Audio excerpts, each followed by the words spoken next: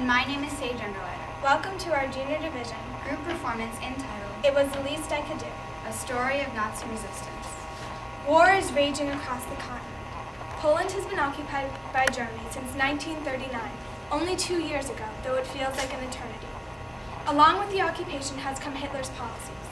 Gypsies, blacks, homosexuals, the mentally and physically handicapped, but especially the Jews, have been separated from the rest of society. Crowded into ghettos, they are forced to live and work like animals.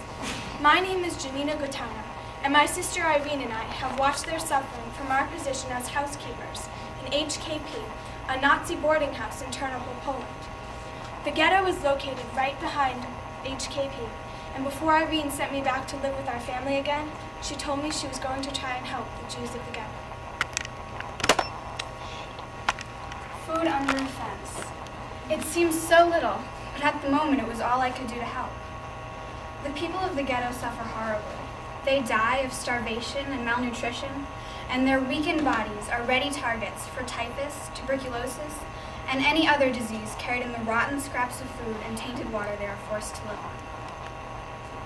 When I retrieve my little box, it is always empty, and although it is not much, perhaps it has been the difference between life and death for whoever had found it.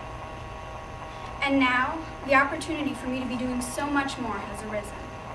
I am being put in charge of HKP's laundry room, and will be given 12 Jewish workers to help me. There, I will hopefully be able to help them more directly. Fanka, I have news for you. In two weeks' time, Sturmman for her Rokita... Rokita? Yes, Rokita is the head of the Gestapo in Ternopil. He has planned an action for 2 weeks from now. Another axiom? The soldiers come into the ghetto and shoot defenseless men, women, children, elderly people? Yes, I know, it's terrible. But all you can do is tell your friends, and tell them to pass on the news too. I will. They'll do their best to hide in bunkers and wherever else they can. When will you be able to find out more? It depends on who eats here at HKP.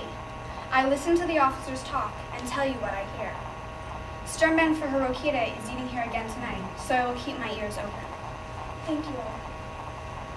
From the moment we met Irene, when she was 19 in 1942, she began helping us. Brought up as a devout Catholic in Kalispell Gora, Poland, her parents set an example for her by sheltering gypsies and feeding the poor. When Irene saw the conditions that faced the Jews of Poland, she felt it was her responsibility to care for us. She used her position as a housemaid in HKP to gather useful information about the Nazi plans for the ghetto. She told us what she overheard when listening to the officers' conversations, and we relayed it to as many people as we could when we returned to the ghetto each night. Irene treats us like human beings, which is rare in this time. Her courage and compassion have given us hope and renewed our will to live through this war. Without Irene, I doubt we could survive. Fanka, Major Rugemer is moving to a villa outside of HKP. He wants me to go with him to be his housemaid. But even if I were to stay here, I don't know how I could continue to help you, because the Nazis have planned the final extermination of Ternopil's Jews for the 22nd of July. Irene, we will all be killed or deported. Is there nothing you can do for us? Well, when I visited Major Rugemer's new villa, I noticed there was a basement suite that would be perfect for all of you, and he has no plans for it. But there are squatters living there now. They should be out in a week, but that could be too late. I have a plan, but it will be very dangerous. Irene, you've already done so much for us. Are you sure you want to risk your life? Yes, I'm sure. Then tell me what we must do. On the night before the liquidation, the 21st, all the officers are going out to a party. That night, don't go back to the ghetto. Stay in the laundry room, and I will meet you there. From there, I'll take you to Major Rugemer's suite. His suite? Why? I know it's crazy, but there's a grate in his bathroom. It should be big enough for all of you and able to hold your weight. Yes, I know the one you're speaking of. And then, in a couple of days, once the villa has been vacated, I will take you there. Irene, thank you. I'll tell the others. And we'll be there. I know that sneaking 6 Jews to a Nazi major's suite and then to his villa will mean death for all of us if we are caught.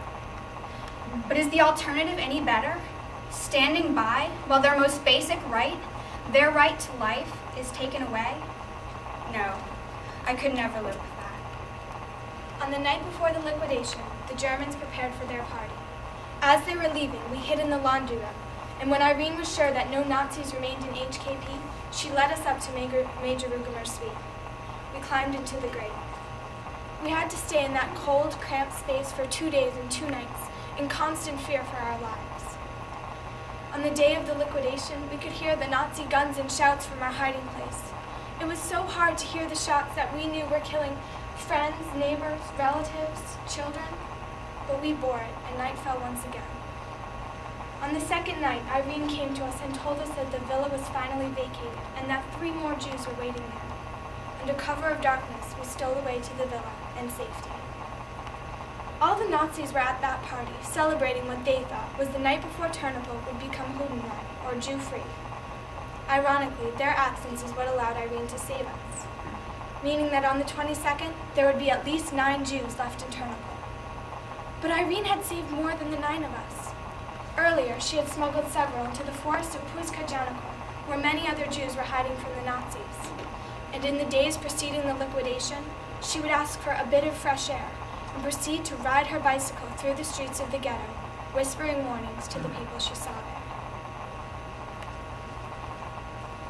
Things went well in the villa for about half a year.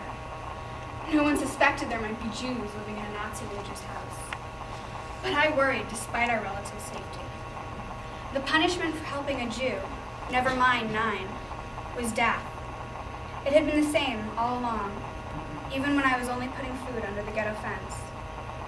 And so I still worried something might happen, until one day my fears were confirmed. Clara and I were just upstairs, tidying the villa as we usually did, and waiting for Irene to return home from town.